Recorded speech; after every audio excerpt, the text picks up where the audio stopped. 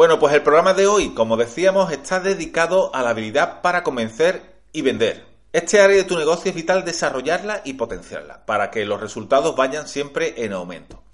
Pero no solo tienes que tener esta habilidad para vender en tu faceta profesional, también en tu vida personal. Ahora veremos un poco a qué me refiero, ¿no? A eso le llamo yo tener equilibrio, tener la capacidad de convencer y vender tanto en tu vida profesional y tu vida personal. Pero ojo, ojo que no estoy hablando de manipular, estoy hablando de convencer con unos argumentos firmes y una serie de técnicas que ahora veremos un poco más adelante para que eso tenga resultados.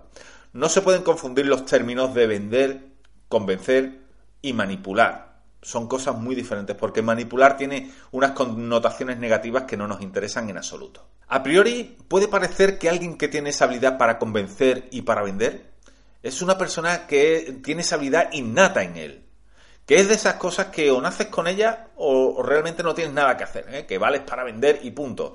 Las habilidades se pueden aprender, se pueden desarrollar y además se pueden mejorar con entrenamiento y repetición, exactamente igual que cualquier otra habilidad. Es cierto que muchas personas parece que nacen con ese don de gente, ¿no? Que hemos escuchado muchas veces. Oye, pues fulanito es que tiene don de gente, ¿qué vale para esto? Y con esa capacidad para convencer o para vender que la tienen muy marcada de nacimiento.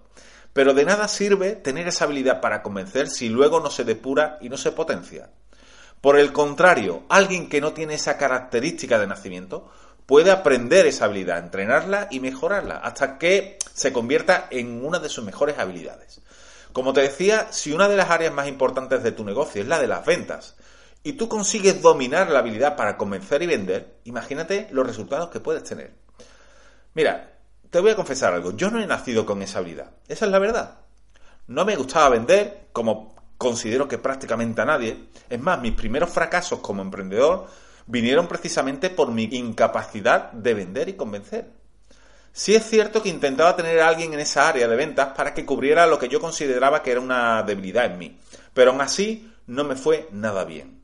Las ventas no eran suficientes, los clientes no eran suficientes, los resultados eran muy malos y al final sucedió lo inevitable, que tuve que cerrar mi negocio.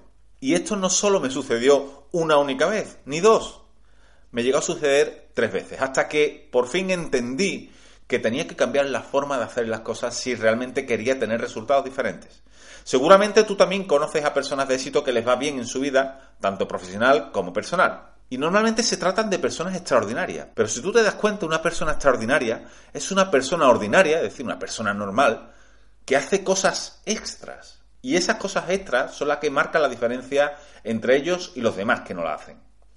¿Que se levanta un poquito antes que los demás? Pues tiene un extra. ¿Que hace algo de deporte? Pues tiene un extra. ¿Que se forman constantemente? Pues tienen un extra. ¿Que dedican tiempo a desarrollar una habilidad? Pues tienen ese extra. Yo podría adquirir esa habilidad y desarrollarla. ¿Qué podía perder por intentarlo? ¿Qué pierdes por intentarlo? Yo sé perfectamente que para conseguir algo hay que pagar un precio. Sea lo que sea que quieras lograr, tiene un precio. Bien sea un precio económico, bien sea un precio basado en tiempo o en esfuerzo.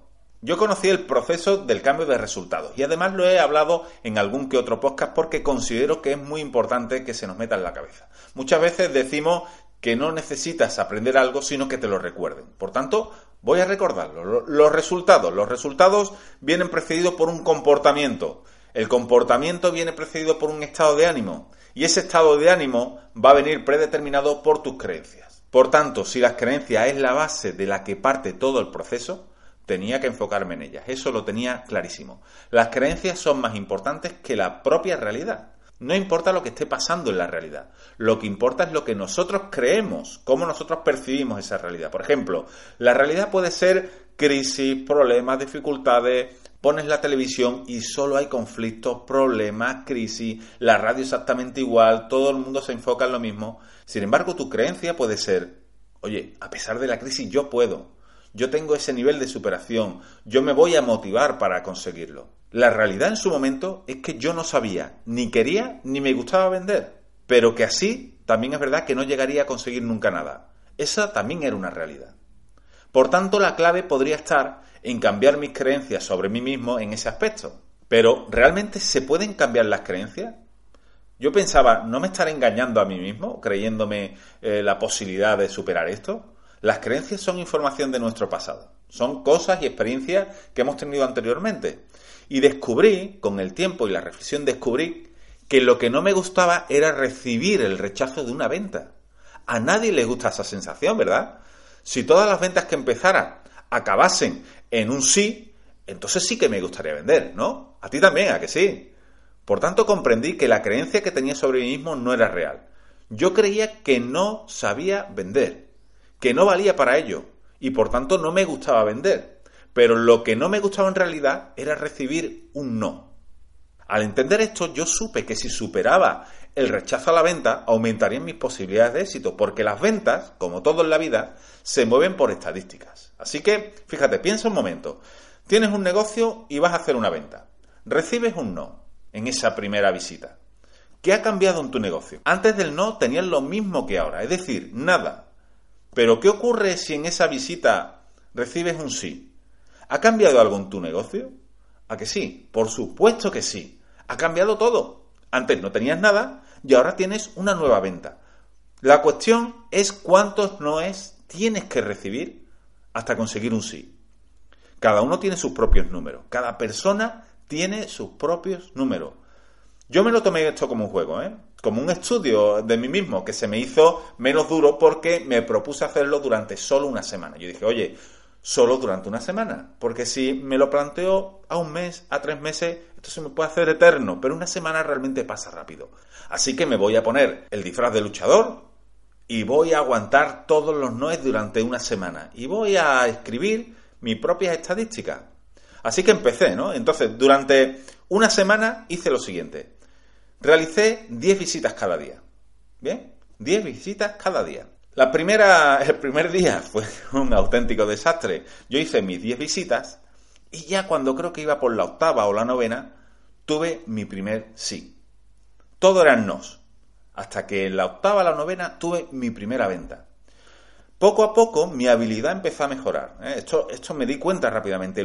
Y los argumentos que yo usaba para la venta también se fueron depurando. Es muy curioso, pero realmente cuando tú estás inmerso en este estudio tuyo propio y te lo tomas como un juego, voy a soportar todos los no porque realmente me da igual. Yo no estoy pensando en los resultados, sino estoy pensando un poco en cómo se me va a dar esto. Te das cuenta que todo se va perfeccionando. Bueno, resultados al final de la semana. De cada 10 visitas obtenía 3 ventas. Es decir, 3 clientes nuevos para mi negocio. Con lo cual, en comparación, en una sola semana, solo en una semana obtuve más clientes que en los últimos 5 años.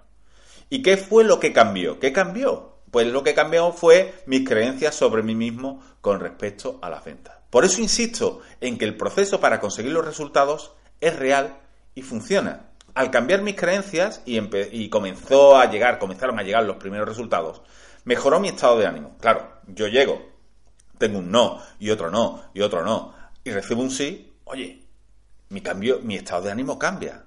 Me sentía un poco más motivado, me sentía con mayor seguridad, me sentía más positivo. Es lógico, esto es sentido común. Lo que me permitió este estado de ánimo, este cambio en el estado de ánimo, lo que me permitió fue ¿qué? Cambiar mi comportamiento. ¿Y eso qué hizo? Eso se tradujo en mejores resultados. Las creencias, fijaos que las creencias son solo programaciones mentales que consciente o inconscientemente rigen y marcan nuestro comportamiento.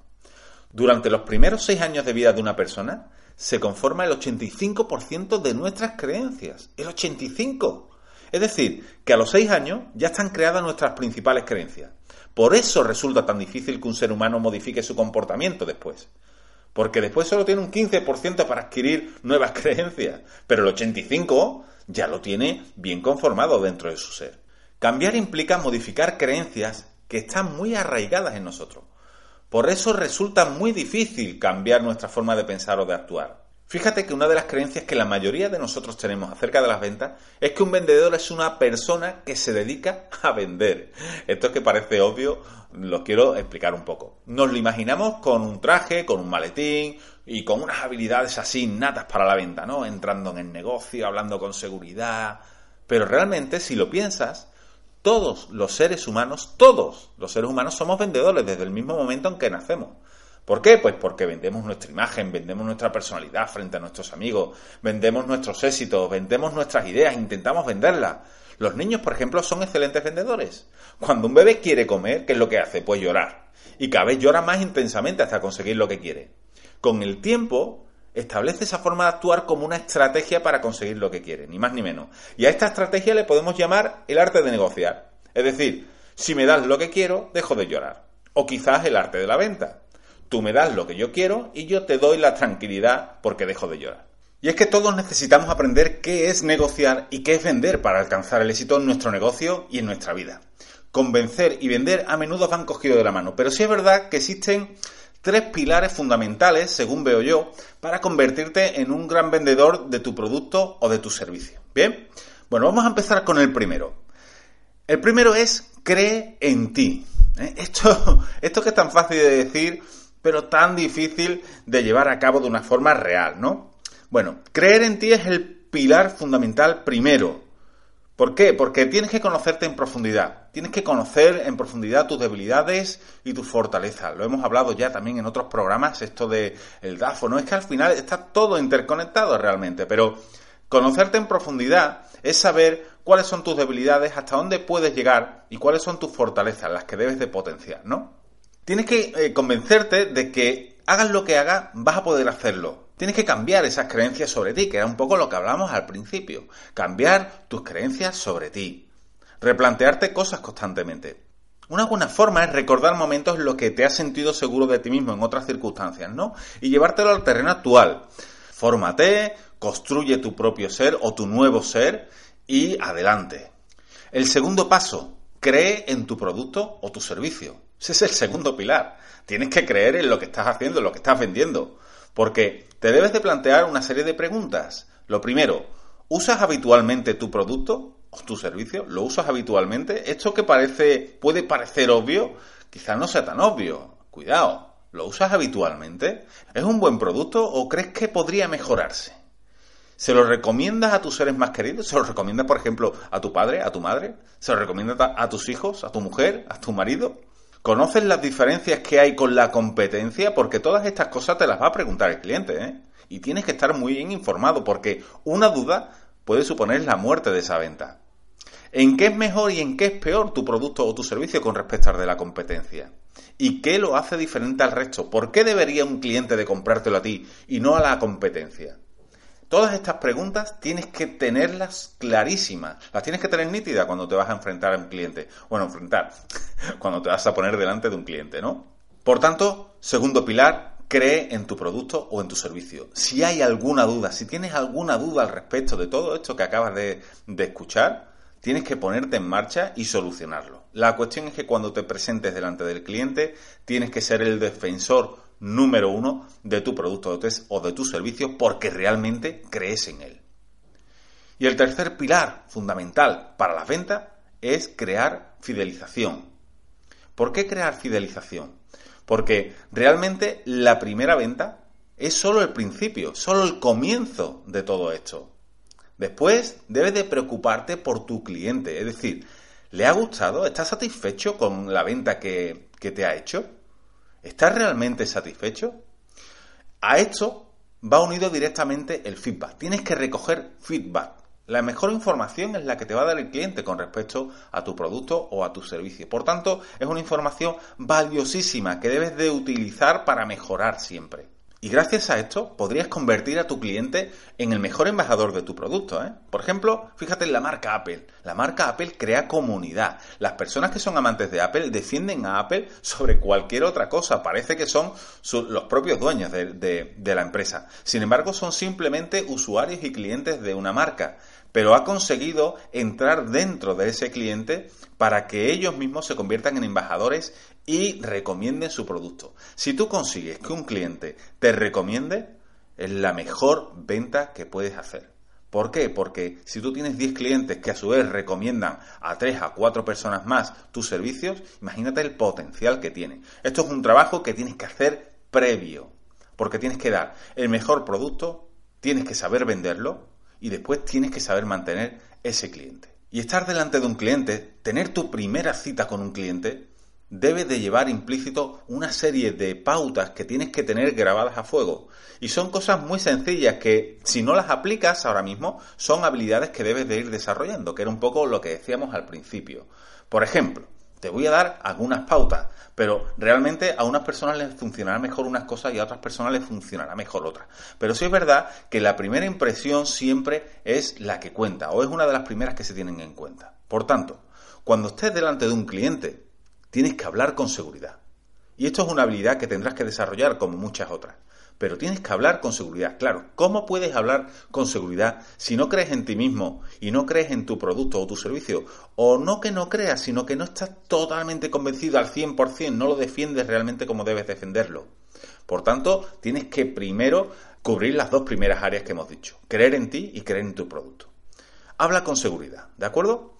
Tienes que hablar en un tono de voz alto, claro y directo. O sea, esto es practicar, practicar y practicar. Por eso digo que al principio las primeras visitas pueden ser un auténtico desastre, pero que poco a poco, si mantienes la paciencia y la perseverancia, esto todo lo vas a ir depurando. Es muy interesante, muy importante que pienses antes lo que vas a decir. Y si realmente lo que vas a decir crees que no es buena cosa, tienes que mantener el silencio. Tu filtro debe de estar nítido. No puedes andar por ahí sin filtro, ¿de acuerdo? A la hora de hablar. Importantísimo, escuchar el doble de lo que hablas. Esto lo he escuchado montones de veces, ¿no? Te dicen, ¿por qué tienes dos orejas y una sola boca, no? Pues porque tienes que escuchar el doble de lo que hablas. Pues es verdad, tienes que escuchar el doble de lo que hablas. Antes de decir nada, escucha al cliente. Piensa en resolver problemas, no en venderle. Piensa en cómo le puedes solucionar un problema que tenga o cómo le puedes cubrir un servicio que no tiene. En lugar de pensar en vender, en vender, en vender. Mientras esa persona habla, no pienses en qué le vas a decir. Escúchalo realmente. Tienes que hacer una escucha activa. Y después, cuando te toca hablar, utiliza un lenguaje sencillo, sin tecnicismos, porque estás delante de una persona que probablemente no conozcas esos tecnicismos, no conozcas esas palabras que son un poco complicadas de entender y que solamente los profesionales del sector conocéis. Él es un cliente, ¿de acuerdo? Háblale con un lenguaje sencillo, sé directo en tus preguntas o en tus respuestas, no te andes por las ramas. Y si no sabes algo, esto es importantísimo, si tú no sabes algo, no te lo inventes. Dile que lo vas a estudiar o dile que lo vas a consultar, simplemente. No ocurre nada. Peor es hablar de algo que no sabes simplemente por quedar bien. Y mira a los ojos siempre, pero sin intimidar. Yo sé que son muchas pautas, yo sé que son muchas cosas que después cuando estás delante del cliente la mayoría se te olvida. Pero sí es verdad que tienes que tener en cuenta que una primera visita es fundamental causar una buena impresión para tener una segunda visita. Y si en la primera visita el cliente no te compra, tienes que hacer una segunda visita. Y si en la segunda no es, en la tercera. Tienes que insistir de una forma coherente. No puedes estar todos los días llamando al cliente. Pero sí tienes que ir de vez en cuando contactando con él. Que no se olvide de ti, que sepa que tú estás ahí, ¿de acuerdo? Porque en cualquier momento esa venta se puede materializar. Bueno, valientes, pues nada, hasta aquí el programa de hoy. Espero, como siempre, que lo hayas disfrutado, que te sirva, sobre todo a la hora de ponerlo en práctica. Escucha este podcast las veces que necesites para poder rescatar esta información y tenerla fresca en tu mente. Gracias a todos los que me seguís en ebooks, en iTunes, en YouTube, en Facebook. Os agradeceré mucho, como ya sabéis, que me ayudéis a crecer suscribiéndose a este podcast, con vuestras valoraciones en iTunes y, por supuesto, vuestros me gustas en Facebook. Me gustaría que me dejaras cualquier comentario o consulta, tanto aquí como en mi web, elmetodogallardo.com. Gracias a todos, como siempre, por vuestro tiempo, por estar ahí un programa más. Un saludo, feliz semana, mucho éxito y hasta el próximo programa.